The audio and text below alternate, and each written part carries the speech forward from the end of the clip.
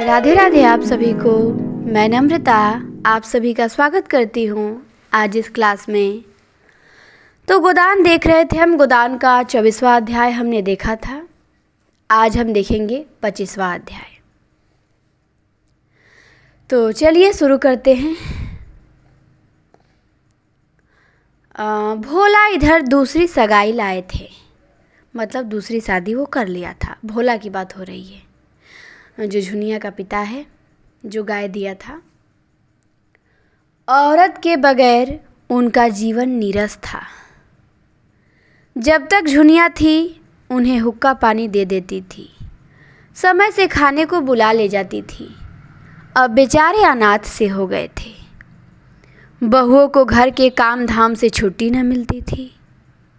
उनकी क्या सेवा सत्कार करती, इसीलिए अब सगाई परमावश्यक हो गई थी।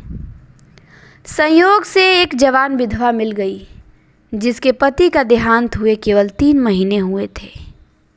एक लड़का भी था। भोला की लार टपक पड़ी, झटपट शिकार मार लाए। जब तक सगाई ना हुई उसका घर खोद डाला। अभी तक उसके घर में जो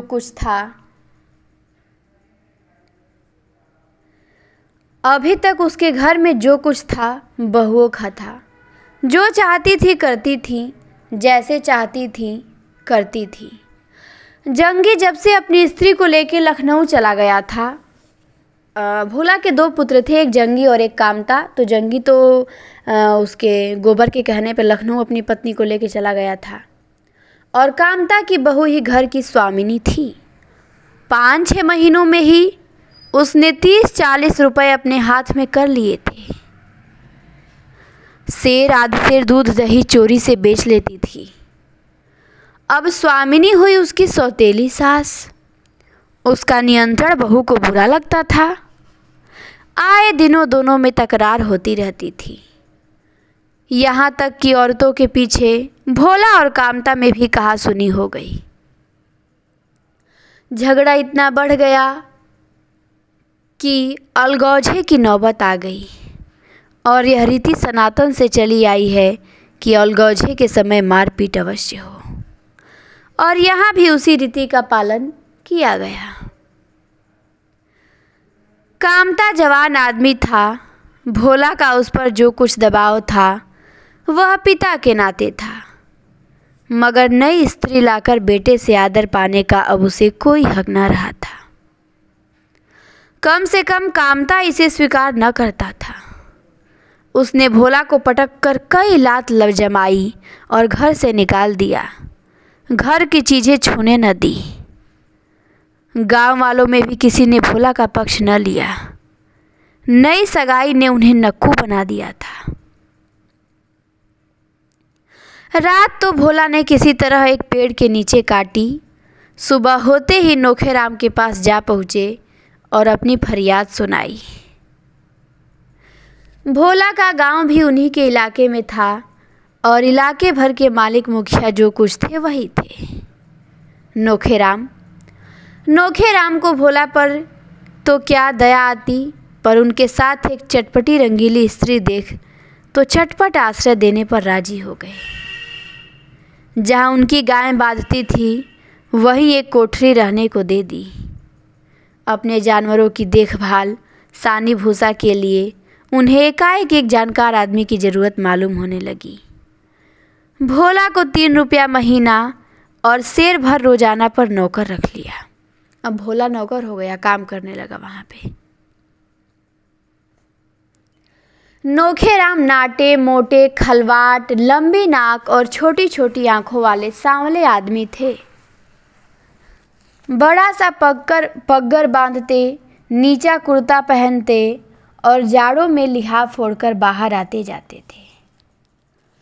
उन्हें तेल की मालिश कराने में बड़ा आनंद आता था, इसीलिए उनके कपड़े हमेशा मैले चिकट रहते थे। उनका परिवार बहुत बड़ा था। 7 भाई और उनके बाल बच्चे सभी उन्हीं पर आश्रित थे। उस पर स्वयं उनका लड़का 9वें दर्जे में अंग्रेजी में पढ़ता था। और उसका बबुआई ठाट निभाना कोई आसान काम न था। राय साहब से नोखेराम को केवल 12 रुपये वेतन मिलता था, मगर खर्च 100 रुपये से कम का न था। इसीलिए आसामी किसी तरह उनके चंगुल में फंस जाए तो बिना उसे अच्छी तरह चूसे न छोड़ते थे। पिछले 6 रुपये वेतन मिलता था तब आसामियों से इतनी नोच खसोट न करते थे। जब से 12 रुपये हो गए तब से उनकी तृष्णा और भी बढ़ गई थी। इसीलिए राय साहब उनकी तरक्की न करते थे। गांव में और तो सभी किसी न किसी रूप में उनके दबाव मानते थे, यहाँ तक कि दाता दीन और झिंगुरी सिंह भी उनकी खुशामद करते थे। केवल पटेश्वरी उनसे ताल ठोकने को हमेशा तैयार रहते थे। नोखेराम को अगर यह जोम था कि हम ब्राह्मण और कायस्थों को उंगली पर नचाते हैं, तो पटेश्वरी को भी घमंड था कि हम कायस्थ हैं। कलम के बादशाह, इस मैदान में कोई हमसे क्या बाजी ले जाएगा। फिर वही जमींदार के नौकर नहीं, सरकार के नौकर हैं, जिसके राज में सूरज कभी नहीं डूबता। नोखेराम अगर एकादशी का व्रत रखते हैं और 5 ब्राह्मणों को भोजन कराते हैं, तो पटेश्वरी हर पूर्णमासी को सत्यनारायण की कथा सुनेंगे और 10 ब्राह्मणों को भोजन कराएंगे। जब से उनका जेठा लड़का सजावल हो गया था, नोखेराम इस ताक में रहते थे कि उनका लड़का किसी तरह 10वां पास कर ले तो उसे भी कहीं नकल नवीसी दिला दे। इसीलिए हुक्काम के पास फसली सौगातें लेकर बराबर सलामी करते रहते थे। एक और बात में पटेश्वरी उनसे बढ़े हुए थे। लोगों का ख्याल था कि वह अपनी विधवा कहारिन को रखे हुए हैं। अब नोखेराम को भी अपनी शान में यह कसर पूरी करने का अवसर मिलता हुआ जान पड़ा। नोखेराम एक कहारिन को रखे हुए थे। विधवा कहारिन थी, उनके यहाँ काम करती होगी, तो वह उनकी रखेल थी। तो अब पटेश्वरी की रखेल थी। हाँ, तो नोखेराम के पास कोई नहीं थी रखेल, तो अब ये भी उसी अवसर में थे, तो इनको तो भोला की भी वो जो दूसरी स्त्री है उसी पे नज़र था इनकी। तो भोला को ढाढ़स देते हुए बोले, तुम यहाँ आराम से रहो भोला, किसी बात का खटका नहीं। जिस चीज़ की ज़रूरत हो हमसे आकर कहो, तुम्हारी घरवाली है, उसके लिए भी कोई ना कोई काम निकल आएगा। बखारों में अनाज रखना, निकालना, पछाड़ना, फटकना क्या थोड़ा काम है। भोला ने अर्ज की, सरकार, एक बार कामता को बुलाकर पूछ लो, क्या बाप के साथ बेटे का यही सलूक होना चाहिए। घर हमने बनवाया, गाय भैंसे हमने ली, अब उसने सब कुछ हथिया लिया और हमें बाहर निकाल दिया। यह अन्याय नहीं तो क्या है। हमारे मालिक तो तुम ही हो, तुम्हारे दरबार से इसका फैसला होना चाहिए। नोखेराम ने समझाया, भोला, तुम उससे लड़कर पेश ना पाओगे। उसने जैसा किया है उसकी सजा उसे भगवान देंगे। बेईमानी करके आज तक कोई फलीभूत हुआ है। संसार में अन्याय न होता तो इसे नरक क्यों कहा जाता। यहाँ पर न्याय और धर्म को कौन पूछता है। भगवान सब देखते हैं, संसार का रत्ती रत्ती हाल जानते हैं। तुम्हारे मन में इस समय क्या बात है, यह उनसे क्या छिपा है। इसी से तो अंतर्यामी कहलाते हैं। उनसे बच के कोई कहाँ जाएगा। तुम चुप होकर बैठो, भगवान की इच्छा हुई तो यहाँ तुम उससे बुरे न रहोगे। यहाँ से उठकर भोला ने होरी के पास जाकर अपना दुखड़ा रोया।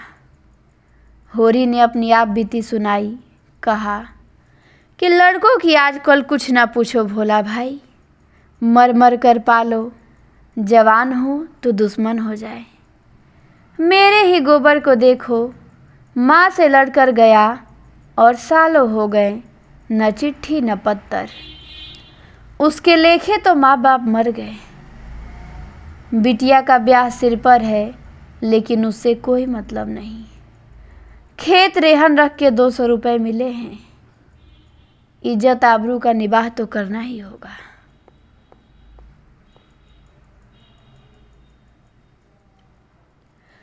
कामता ने बाप को निकाल के बाहर तो किया घर से, लेकिन अब उसे मालूम होने लगा कि बूढ़ा कितना कामकाजी आदमी था।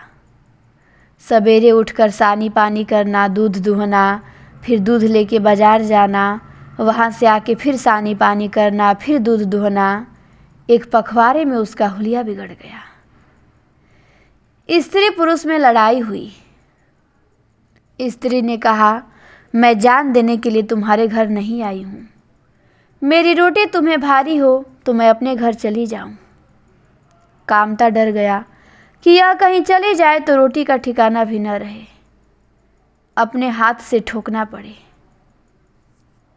आखिर उसने एक नौकर रखा, लेकिन उससे काम न चला। नौकर खली भूसा चुरा चुरा कर बेचने लगा। उसे अलग किया। फिर स्त्री पुरुष में लड़ाई हुई। स्त्री रूठ के मैके चली गई। कामता के हाथ पांव फूल गए। हार कर भोला के पास आया और चिरौरी करने लगा। दादा, मुझसे जो कुछ भूल चूक हुई क्षमा करो। अब चलकर घर संभालो। जैसे तुम रखोगे वैसे ही रहूंगा। भोला को भी यहाँ मजदूरों की तरह रहना अखर रहा था। पहले 2 महीने उसकी जो खातिर हुई वह अब न थी। नोखेराम कभी कभी उससे चीलम भरने या चारपाई बिछाने को भी कहते थे। तब बेचारा भोला जहर का घूंट पी के रह जाता था। अपने घर में लड़ाई दंगा भी हो तो किसी की टहल तो न करनी पड़ेगी। उसकी स्त्री नोहरी ने यह प्रस्ताव सुना तो ऐठ के बोली। नोहरी कौन थी? भोला की दूसरी पत्नी थी। तो नोहरी बोली कि जहाँ से लात खाकर आए वहाँ फिर जाओगे? तुम्हें लाज भी नहीं आती? भोला ने कहा, तो यही कौन सिंहासन पर बैठा हुआ हूँ? नोहरी ने मटक कर कहा, तुम्हें जाना हो तो जाओ, मैं नहीं जाऊंगी। भोला जानता था कि नोहरी विरोध करेगी। इसका कारण भी था। यहाँ उसकी तो कोई बात न पूछता था, पर नोहरी की बड़ी खातिर होती थी। प्यादे और सहने तक उसका दबाव मानते थे। उसका जवाब सुनकर भोला को क्रोध आया, लेकिन करता क्या? नोहरी को छोड़कर चले जाने का साहस उसमें होता तो नोहरी भी कि नोहरी को छोड़कर चले जाने का साहस उसमें होता तो नोहरी भी झक मारकर उसके पीछे पीछे चले जाती। अकेले उसे यहाँ अपने आश्रय में रहने की हिम्मत नोखेराम में न थी। वह टट्टी की आड़ में शिकार खेलने वाले जीव थे। मगर नोहरी भोला के स्वभाव से परिचित हो चुकी थी। भोला मिन्नत करके बोला, देख नोहरी, दिक मत कर। अब तो वहाँ बहुएं भी नहीं हैं। तेरे ही हाथ में सब कुछ होगा। यहाँ मजूरी करने से बिरादरी में बदनामी हो रही है, यह भी तो सोच। नोहरी ने ठेंगा दिखाकर कहा, तुम्हें जाना है तो जाओ, मैं तुम्हें रोक तो नहीं रही हूँ। तुम्हें बेटे की लातें प्यारी लगती होंगी, मुझे नहीं लगती। मैं तो अपनी मजदूरी में मगन हूँ।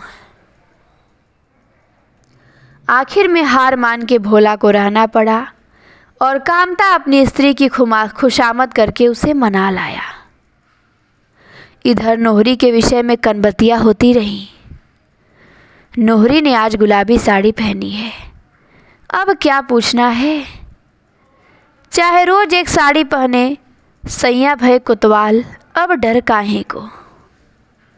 भोला की आंखें फूट गई हैं क्या? शोभा जो होरी का भाई था बड़ा हंसोड़ था, सारे गांव का विदूषक था। विदूषक नहीं बल्कि नारद, हर एक बात की टोह लगाता रहता था। एक दिन नोहरी उसे घर में मिल गई, कुछ हंसी कर बैठा। नोहरी ने नोखेराम से जड़ दिया। शोभा की चौपाल में तलबी हुई और ऐसी डांट पड़ी कि उम्र भर न भूलेगा। एक दिन लाला पटेश्वरी प्रसाद की सामत आ गई। गर्मियों के दिन थे। लाला बगीचे में आम तुड़वा रहे थे। नोहरी बनी ठनी उधर से निकली। लाला ने पुकारा, नोहरी रानी इधर आओ, थोड़े से आम लेती जाओ, बड़े मीठे हैं। नोहरी को भ्रम हुआ कि लाला मेरा उपहास कर रहे हैं। अब उसे घमंड होने लगा था। वह चाहती थी कि लोग उसे जमींदारिन समझें और उसका सम्मान करें। और घमंडी आदमी प्रायः शक्की हुआ करता है, और जब मन में चोर हो तो शक्कीपन और भी बढ़ जाता है। बोली, वह मेरी ओर देखकर क्यों हंसा? सब लोग मुझे देखकर जलते क्यों हैं? मैं किसी से कुछ मांगने तो नहीं जाती। यहाँ पे कौन बड़ी सतवंती है? जरा मेरे सामने आए तो देखूं। इतने दिनों में नोहरी गांव के गुप्त रहस्यों से परिचित हो चुकी थी। यहीं पे लाला पटेश्वरी कहारिन को रखे हुए हैं और मुझे हंसते हैं। इन्हें कोई कुछ नहीं कहता, बड़े आदमी है ना। नोहरी गरीब है, जात की हेठी है, इसीलिए सभी उसका उपहास करते हैं। और जैसा बाप है वैसा ही बेटा। इन्हीं का रमेशरी तो सिलिया के पीछे पागल बना फिरता है। चमारियों पर तो गिद्ध की तरह टूटते हैं और उस पर दावा करते हैं कि हम ऊंचे हैं। उसने यही खड़े होकर कहा, तुम दानी कब से हो गए लाला? पाओ तो दूसरों की थाली रोटी उड़ा जाओ। आज बड़े आम वाले हुए हो। मुझसे छेड़ की तो अच्छा ना होगा, कहे देती हूँ। पटेश्वरी बोले, ओहो, इस अहिरिन का इतना मिजाज। नोखे राम को क्या फांस लिया, समझती है सारी दुनिया पर उसका राज है। तो पटेश्वरी बोले, तू तो ऐसे तिनक रही है नोहरी, जैसे अब किसी को गांव में रहने न देगी। जरा जबान संभाल के बातें किया कर, इतने जल्दी अपने को भूल न जा। नोहरी बोली, तो क्या तुम्हारे द्वार पे कभी भीख मांगने आई थी? तो नोहरी बोली, तो पटेश्वरी बोले कि नोखे राम ने छाह न दी होती तो भीख भी मांगती। नोहरी को लाल मिर्च सा लगा। जो कुछ मुंह में आया बका। दाढ़ी जार, लंपट, मुझौसा और न जाने क्या क्या। और उसी क्रोध में भरी हुई कोठरी में गई और अपने बर्तन भाड़े निकाल निकाल के बाहर रखने लगी। नोखे राम ने सुना तो घबराए हुए आए और पूछा, यह क्या कर रही हो नोहरी? कपड़े लत्ते क्यों निकाल रही हो? किसी ने कुछ कहा?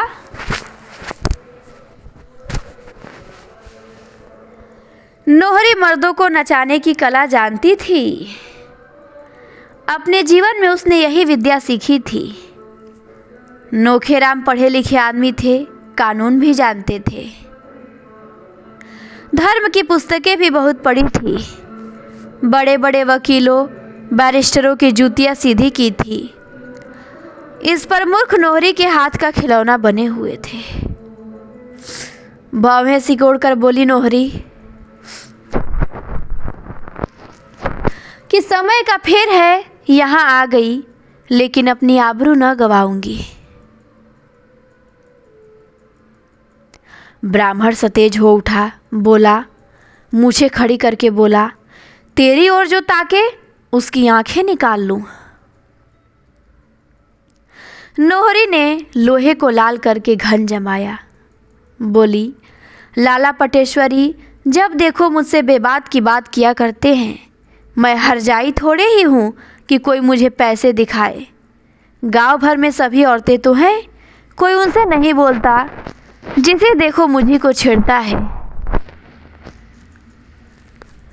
नोखेराम पे सिर पे भूत सवार हो गया। अब तो अपना मोटा डंडा उठाया और आंधी की तरह हरहराते हुए बाग में पहुंचकर लगे ललकारने। आजा, बड़ा मर्द है तो मूछें उखाड़ लूंगा, खोद कर गाड़ दूंगा, निकल आ सामने। अगर फिर कभी नोहरी को छेड़ा तो खून पी जाऊंगा, सारी पटवारी गिरी निकाल दूंगा। जैसा खुद है वैसा ही दूसरों को समझता है। तू है किस घमंड में? लाला पटेश्वरी सिर झुकाए दम साधे जड़वत खड़े थे। जरा भी जबान खोली और सामत आई। उनका अपमान जीवन में इतना कभी न हुआ था।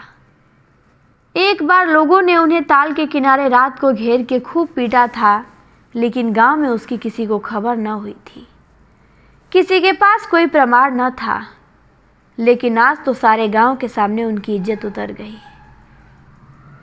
कल जो औरत गांव में आश्रय मांगती आई थी, आज सारे गांव पे उसका आतंक था। अब किसकी हिम्मत है जो उसे छेड़ सके?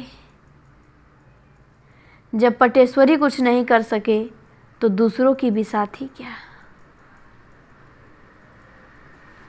अब नोहरी गांव की रानी थी। उसे आते देखकर किसान लोग उसके रास्ते से हट जाते थे। यह खुला हुआ रहस्य था कि उसकी थोड़ी सी पूजा करके नोखेराम से बहुत काम निकल सकता था। किसी को बंटवारा कराना हो, लगान के लिए मोहलत मांगनी हो, मकान बनाने के लिए जमीन की जरूरत हो, नोहरी की पूजा किए बगैर काम सिद्ध नहीं हो सकता। कभी कभी तो वह अच्छे अच्छे असामियों को डांट देती थी। असामी भी नहीं, अब कारकुन साहब पर भी रोब जमाने लगी थी। भोला उसके आश्रित बनकर न रहना चाहते थे।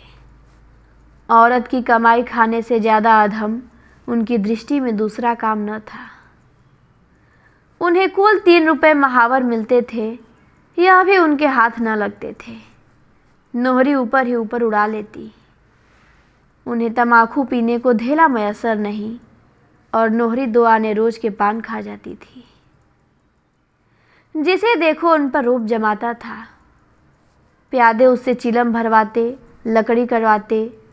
बेचारा दिन भर का हरा थका आता और द्वार पर पेड़ के नीचे झिलंगे खाट पर पड़ा रहता। कोई एक लुटिया पानी भी देने वाला नहीं था। दोपहर की बासी रोटियां रात को खानी पड़ती, और वह भी नमक या पानी के साथ।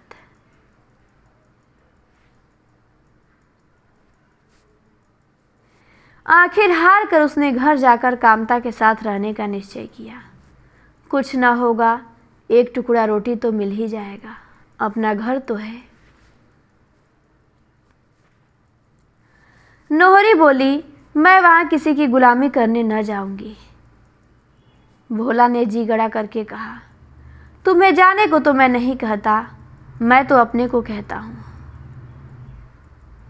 नोहरी बोली कि तुम मुझे छोड़कर चले जाओगे, कहते लाज नहीं आती?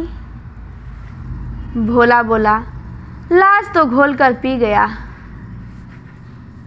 नोहरी बोली कि लेकिन मैंने तो अपनी लाज नहीं दी, तुम मुझे छोड़कर नहीं जा सकते।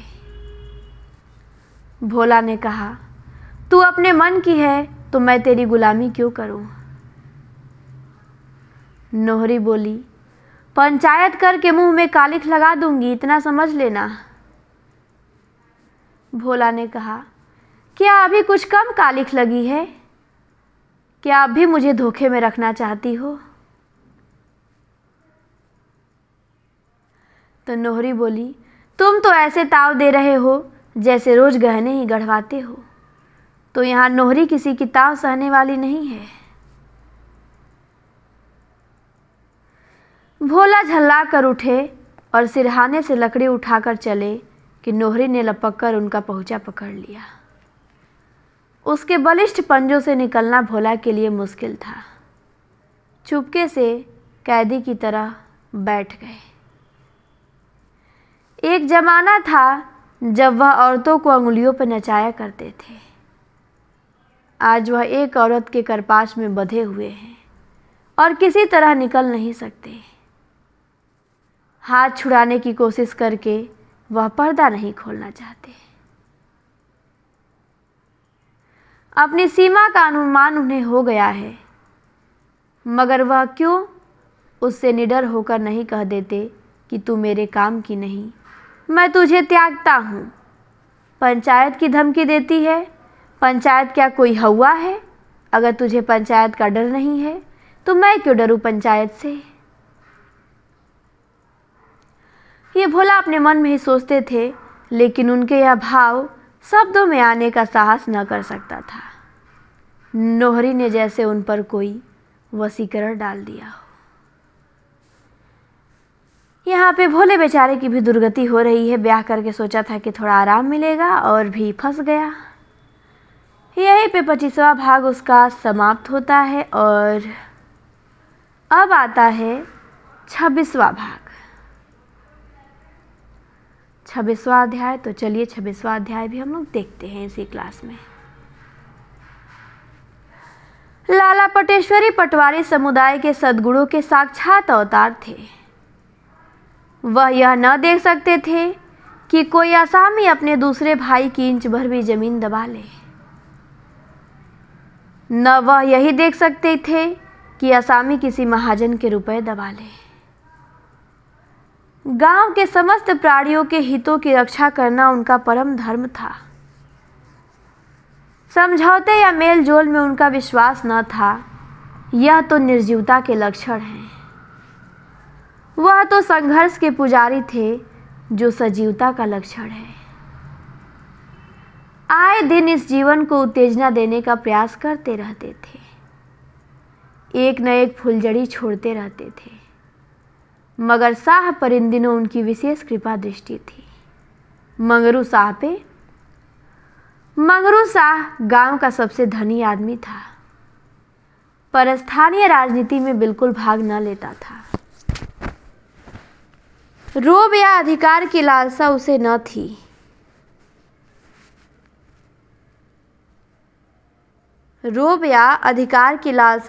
थी। मकान भी उसका गांव के बाहर था, जहां उसने एक बाग और एक कुआं और एक छोटा सा शिव मंदिर बनवा लिया था। बाल बच्चा कोई न था, इसीलिए लेन देन भी कम कर दिया था और अधिकतर पूजा पाठ में ही लगा रहता था। कितने ही आसामियों ने उसके रुपए हजम कर लिए थे, पर उसने किसी पर नालिश फरियाद न की। होरी पर भी उसके सूद ब्याज मिलकर कोई 150 रुपए हो गए थे, मगर न होरी का ऋण चुकाने की कोई चिंता थी और न उसे वसूल करने की। 2-4 बार उसने तकाजा किया, घुड़का डांटा भी, मगर होरी की दशा देखकर चुप हो बैठा। अब संयोग से होरी की उख गांव भर के ऊपर थी। कुछ नहीं तो उसके 200-250 सीधे हो जाएंगे, ऐसा लोगों का अनुमान था। पटेश्वरी प्रसाद ने मंगरू को सुझाया कि अगर इस वक्त होरी पर दावा दिया जाए तो सब रुपए वसूल हो जाएंगे। मंगरू इतना दयालु नहीं, जितना आलसी था। झंझट में पड़ना न चाहता था, मगर जब पटेश्वरी ने जिम्मा लिया कि उसे एक दिन कचहरी न जाना पड़ेगा, न कोई दूसरा कष्ट होगा, बैठे बिठाए उसकी डिग्री हो जाएगी, तो उसने नालिश करने की अनुमति दे दी और अदालत खर्च के लिए रुपए भी दे दिए। होरी को खबर भी न थी कि क्या खिचड़ी पक रही है, कब दावा दायर हुआ, कब डिग्री हुई, उसे बिल्कुल पता न चला। कुर्क अमीन उसकी उख नीलाम करने आया, तब उसे मालूम हुआ। सारा गांव खेत के किनारे जमा हो गया। होरी मंगरू शाह के पास दौड़ा और धनिया पटेश्वरी को गालियां देने लगी। उसकी सहज बुद्धि ने बता दिया कि पटेश्वरी ही की कारस्तानी है, मगर मंगरू शाह पूजा पर थे, मिल न सके और धनिया गालियों की वर्षा करके भी पटेश्वरी का कुछ बिगाड़ न सकी। उधर ऊख 150 रुपये में नीलाम हो गई और बोली भी हो गई मंगरू शाही के नाम। कोई दूसरा आदमी न बोल सका। दाता दिन में भी धनिया की गालियां सुनने का साहस न था। धनिया ने होरी को उत्तेजित करके कहा, बैठे क्या हो, जाकर पटवारी से पूछते क्यों नहीं? यही धर्म है तुम्हारे गांव घर के आदमियों के साथ। होरी ने दीनता से कहा, पूछने के लिए तूने मुंह भी रखा हो, तेरी गालियां क्या उन्होंने न सुनी होगी? धनिया ने कहा, जो गाली खाने का काम करेगा उसे गाली मिलेगी ही। होरी बोला, तू गालियां भी देगी और भाईचारा भी निभाएगी? धनिया बोली, देखूंगी मेरे खेत के नगीच कौन जाता है। होरी ने कहा, मिल वाले आकर काट ले जाएंगे तो क्या करेगी और मैं क्या करूंगा? गालियां देकर अपनी जीभ की खुजली चाहे भले मिटा ले। धनिया बोली, मेरे जीते जी कोई मेरा खेत काट ले जाएगा? होरी बोला, हाँ हाँ, तेरे और मेरे जीते जी सारा गांव मिलकर भी उसे रोक नहीं सकता। अब वह चीज मेरा नहीं, मंगरू शाह की है। धनिया ने कहा, अच्छा, मंगरू शाह ने ही तो मर मर के जेठ की दोपहरी में सिंचाई और गोड़ाई की थी।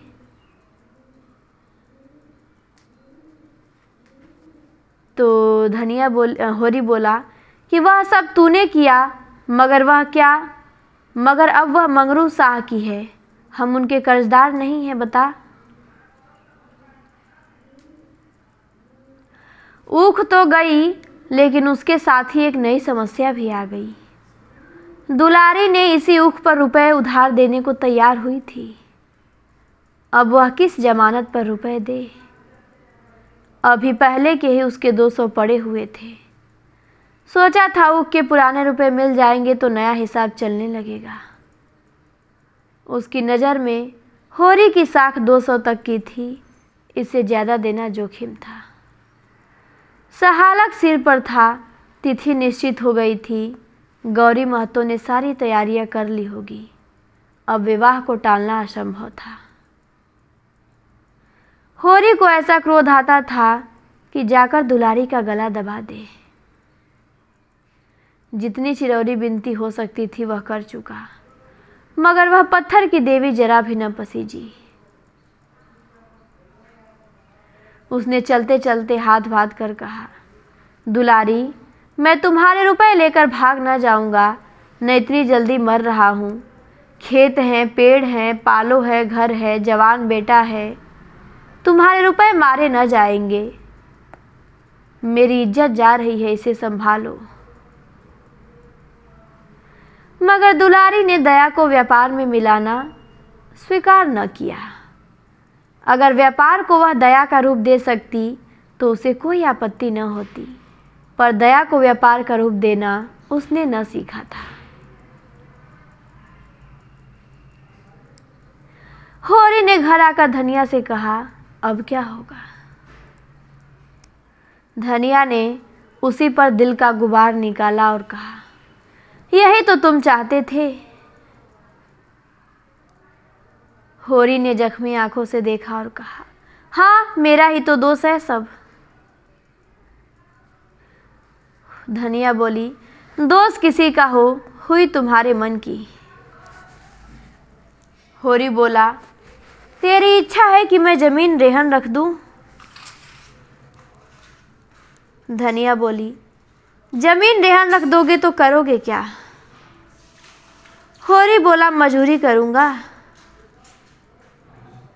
मगर जमीन दोनों लोगों को होरी और धनिया को बहुत प्यारी थी, जान से भी। उसी पर तो इनकी इज्जत और आबरू अवलंबित थी। जिसके पास गृहस्थी नहीं वह मजदूर है। होरी ने कुछ जवाब न पाकर पूछा, तो बता क्या कहती है?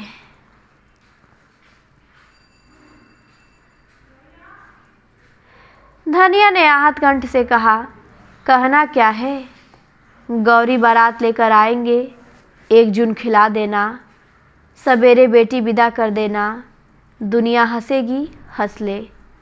भगवान की यही इच्छा है कि हमारी नाक कटे, मुंह में कालिख लगे तो हम क्या करेंगे।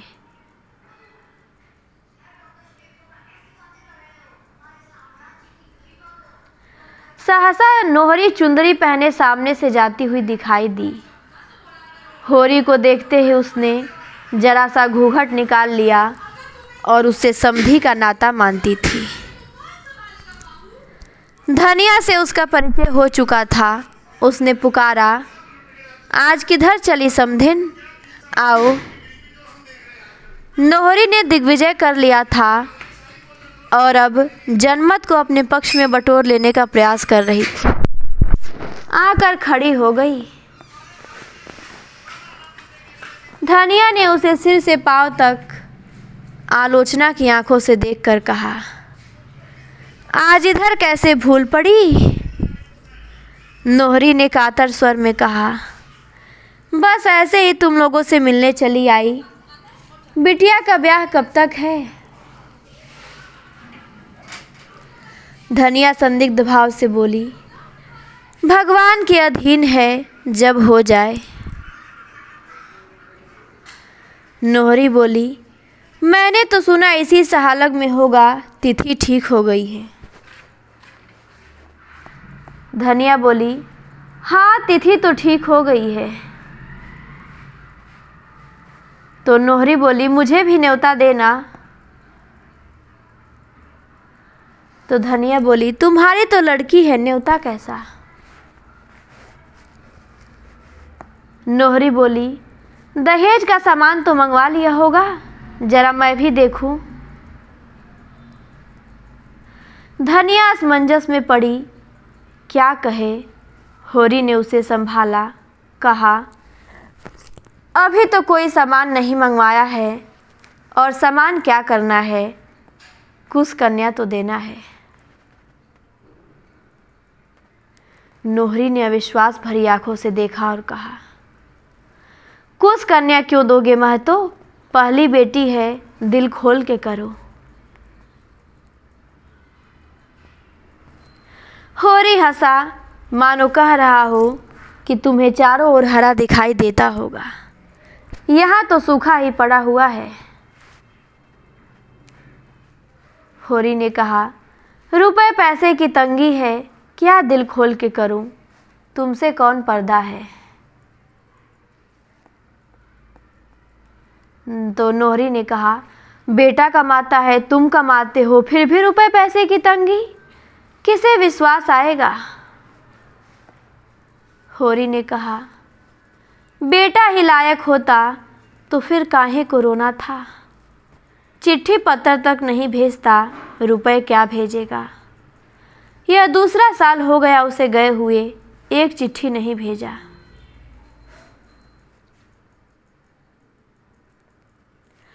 इतने में सोना बैलों को चारे के लिए हरियाली का एक गट्ठा सिर पर लिए यौवन को अपने अंचल से चुराती बालिका सी सरल आई और गट्ठा वहीं पटक कर अंदर चली गई। नोहरी ने कहा, लड़की तो खूब सयानी हो गई है। धनिया बोली, लड़की की बाढ़ रेंड की बाढ़ है, नहीं है अभी कै दिन की। तो नोहरी बोली, वर तो ठीक हो गया है ना? तो बोले, हाँ वर तो ठीक है।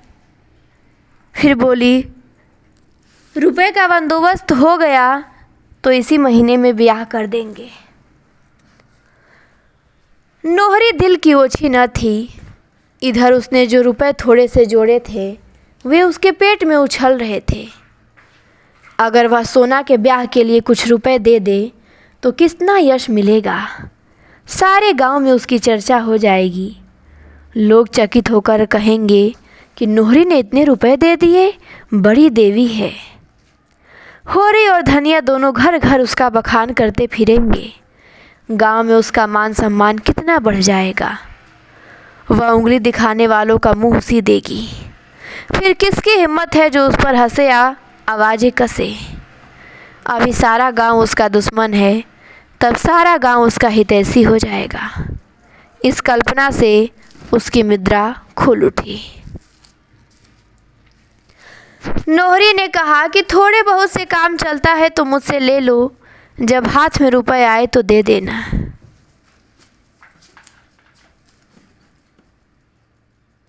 होरी और धनिया दोनों ही उसकी ओर देख रहे थे। नहीं, नोहरी दिल लगी नहीं कर रही है। दोनों की आंखों में विस्मय था, कृतज्ञता थी, संदेह था और लज्जा थी। नोहरी उतनी बुरी नहीं है जितना लोग समझते हैं। नोहरी ने फिर कहा, तुम्हारी और हमारी इज्जत एक है। तुम्हारी हंसी हो तो क्या मेरी हंसी न होगी? कैसे भी हुआ, पर अब तो तुम हमारे समधी हो। होरी ने सकुचाते हुए कहा, तुम्हारे रुपए तो घर में ही हैं, जब काम पड़ेगा ले लेंगे।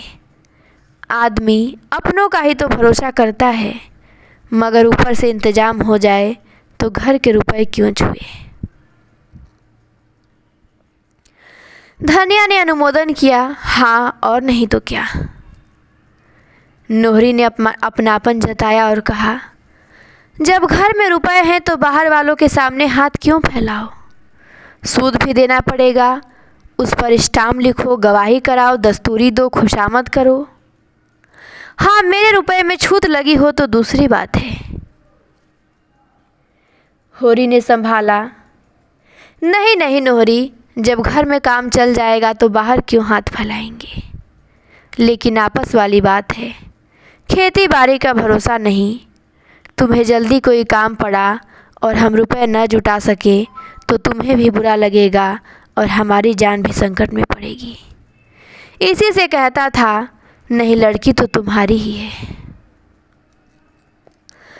तो नोहरी बोली कि मुझे अभी रुपए की ऐसी कोई जल्दी नहीं है।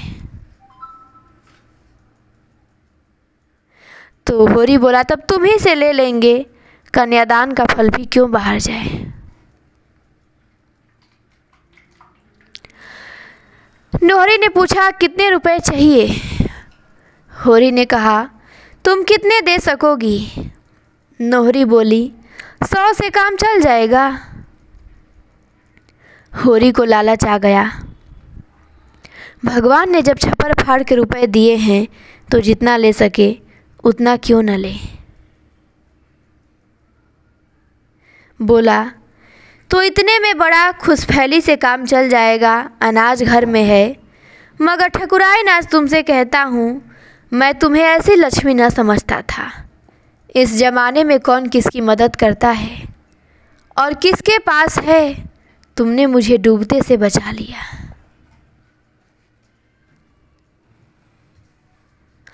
दिया बत्ती का समय आ गया था, ठंडक पड़ने लगी थी। जमीन ने नीली चादर ओढ़ ली थी। धनिया अंदर जाकर अंगीठी लाई, सब तापने लगे। पुआल के प्रकाश में छबीली रंगीली कुल्टा नोहरी उनके सामने वरदान सी बैठी थी।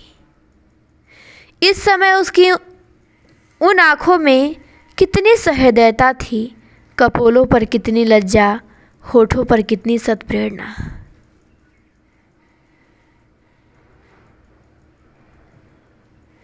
कुछ देर तक इधर उधर की बातें करके नोहरी उठ खड़ी हुई और यह कहती हुई घर चली कि अब देर हो रही है, कल तुम आके रुपए ले लेना महतो। होरी ने कहा, चलो चलो मैं तुम्हें पहुंचा दूं। तो नोहरी बोली, नहीं नहीं तुम बैठो, मैं चली जाऊंगी। होरी ने कहा कि जी तो चाहता है कि तुम्हें कंधे पे बैठा के पहुंचाऊं। नोखे राम की चौपाल गांव के दूसरे सिरे पर थी और बाहर बाहर जाने का रास्ता साफ था। दोनों उसी रास्ते से चले। अब चारों ओर सन्नाटा था। नोहरी ने कहा, तनिक समझा देते रावत को, क्यों सबसे लड़ाई करते हैं। जब इन्हीं लोगों के बीच रहना है तो ऐसे रहना चाहिए, न कि चार आदमी अपने हो जाएं। और इनका हाल यह है कि सबसे लड़ाई, सबसे झगड़ा। जब तुम मुझे पर्दे में नहीं रख सकते, मुझे दूसरों की मजूरी करनी पड़ती है, तो यह कैसे निभ सकता है कि मैं किसी से हंसूं न बोलूं, न कोई मेरी ओर ताके, न उसकी आंखें तो नहीं फोड़ सकती। फिर मेल मोहब्बत से आदमी के 100 काम निकलते हैं। जैसा समय देखो वैसा व्यवहार करो।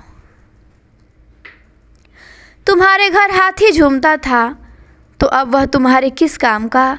अब तो तुम 3 रुपए की मजदूर हो। मेरे घर तो भैंस लगती थी, लेकिन मैं भी तो मजदूरिन हूँ, मगर उनकी समझ में कोई बात आती ही नहीं। कभी लड़कों के साथ रहने की सोचते हैं, कभी लखनऊ जाकर रहने की सोचते हैं। नाक में दम कर रखा है मेरे। होरी ने ठाकुर सुहाती की। बोला, यह भोला की सरासर नादानी है। बूढ़े हो गए, अब तो उन्हें समझ आनी चाहिए। अच्छा, मैं समझा दूंगा। नोहरी ने कहा, ठीक है, तो सवेरे आ जाना, रुपए दे दूंगी। तो होरी कहा कि कुछ लिखा पढ़ी। नोहरी बोली, तुम मेरे रुपए हजम ना करोगे, मैं जानती हूँ। उसका घर आ गया, वह अंदर चली गई और होरी घर लौटा। यहीं पे 26वां अंक भी समाप्त होता है। इस क्लास में हमने 25वां और 26वां अंक देखा है। अगली क्लास में हम देखेंगे 27वां अंक। गोदान उपन्यास का 27वां अंक देखेंगे। उम्मीद करते हैं क्लास आप लोगों को अच्छी लगी हो। आज के लिए इतना ही, फिर मिलेंगे आपसे अगली क्लास में। क्लास देखने के लिए आप सभी को बहुत बहुत धन्यवाद।